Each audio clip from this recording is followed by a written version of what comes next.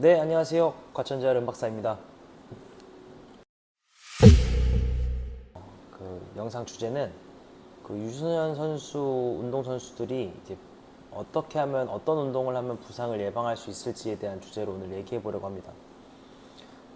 저희 이제 과천에 있는 이 메디인스트롱 센터에 이제 지금 현재 유소년 선수들이 굉장히 많이 이제 방문을 이제 하고 있습니다. 그래서 주로 이제 방문하시는 분들은 이제 재활 목적으로 오시는 그 선수들이 많고, 주로 이제 부모님들께서도 이제 많은 우려를 하시고 또 경기력이 좀 좋아지다가도 이제 부상 때문에 갑자기 이제 운동을 쉬어야 되는 상황이 있을 수 있는 거고, 또 부상이 있는데 부상을 안고 이제 운동을 계속 하는 경우도 있는 걸 종종 봐서 영상을 이렇게 남겨놓으면 좋겠다라고 생각이 들어서 이렇게 오늘 인터뷰식으로 영상을 처음 촬영을 하게 되었습니다.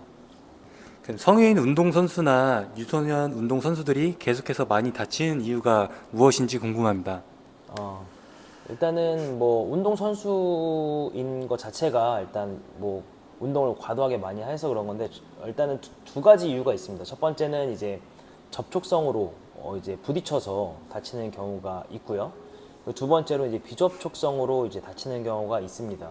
접촉성 같은 경우에는 일단 뭐 골프나 이런 그 개인적인 스포츠에선 흔치 않고, 거의 축구나 뭐 타격 있는 유도나 뭐 이런 태권도나 이런 종목들이 이제 주로 이제 접촉성으로 이제 부상을 입게 되는 거고요. 비접촉성 같은 경우에는 모든 스포츠 유소년 운동 선수들이 겪는 그런 부상이라고 볼 수 있는데, 사실 이 비접촉성 손상 같은 경우가 이제 여러 가지 원인이 있겠지만 이러한 것들을 이제 해결하는 게 가장 중요한 그 어떻게 보면 재활 관점이라고 볼 수 있습니다. 네, 그러면 유소년 운동선수들이 부상을 당하는 이유가 있을까요? 유소년 선수 같은 경우에는 정말 그 부상을 당하기 쉬운 되게 몸이죠. 어떻게 보면. 그래서 많이 이제 아파하는데, 유소년 선수들이 이제 부상을 다 잘 당할 수밖에 없는 이유가, 일단은 첫 번째는 이제 그 시기에 이제 굉장히 이제 키라든지 여러 가지 근육 이런 것들이 성장을 굉장히 많이 합니다. 특히 뭐 남자 선수를 예를 들어서 중학교 뭐 초등학교 6학년 때 이제 키가 140이었던 친구가 이제 중학교 고등학교 되면서 키가 180 이상으로 커지는 경우가 굉장히 많죠.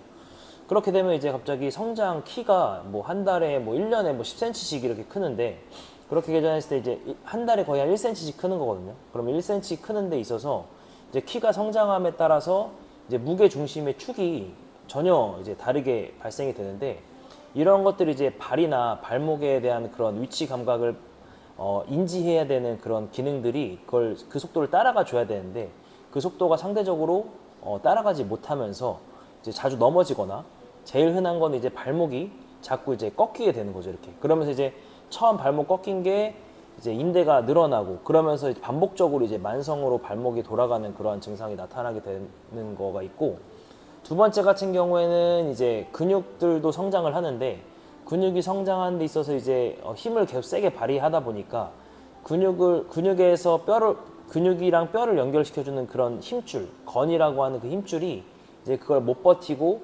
찢어지거나 염증이 나는 증상이죠. 그래서 축구 선수 같은 경우에는 특히 무릎 쪽은 이제 오스구시랑, 그리고 종아리 쪽은, 발목 쪽은 야킬레스 건염이 굉장히 흔하게 발생되게 되는 겁니다. 네, 그렇다면 유소년 운동선수들은 어떠한 운동을 해야 부상을 예방할 수 있을까요? 네, 방금 전에 했던 그 부상의 원인하고 연결이 되는데요. 일단 당연히 키가 성장함에 따라서 중심을 잘 못 잡고 자꾸 빈번하게 이제 무게중심축을 잃어버리는 그런 증상이 나오기 때문에 반복적인 균형 훈련이 일단 가장 중요합니다. 그래서 계속 이 발하고 발목뿐만 아니라 근육 이런 관절에 그런 고유수용 감각기라는 그런 센서들이 있는데, 그런 센서들이 이제 우리 몸의 위치를 파악하고, 그리고 관절의 위치를 빠르게 파악해서 이 내가 이 컨트롤할 수 있게끔 컨트롤도 이제 빠른 속도로 컨트롤할 수 있게끔 만드는 게 균형 능력의 그 운동의 효과거든요. 그래서 이런 균형 능력 운동을 그냥 제자리에서 그냥 버티는 게 아니라, 운동선수기 때문에 뭐 다이나믹한 움직임 상황 속에서 또 다양한 움직임 속에서 이 균형 능력을 향상시킬 수 있게끔 매주 뭐 매달 계속해서 이제 키가 성장하는 거에 맞춰서 계속 진행을 해 주어야만 이제 반복적으로 이제 넘어지거나 뭐 무릎이 비틀린다던가 아니면 발목이 꺾이는 증상을 최대한으로 방지를 할 수 있습니다.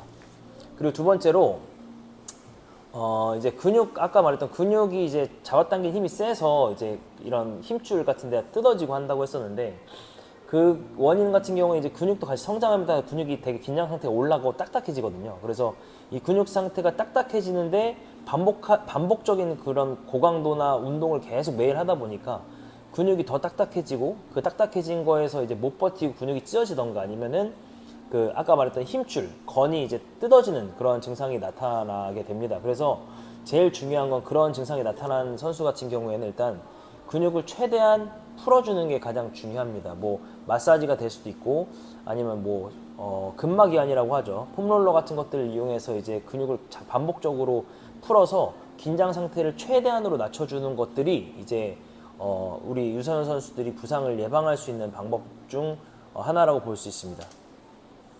그리고 중요한 건 일단 그 자기가 현재 왜 부상을 당했는지, 또 자기의 몸 상태가 지금 현재 어떠한 것들이 좀 부족한 부분이 있는지를 빨리 파악을 해야 됩니다.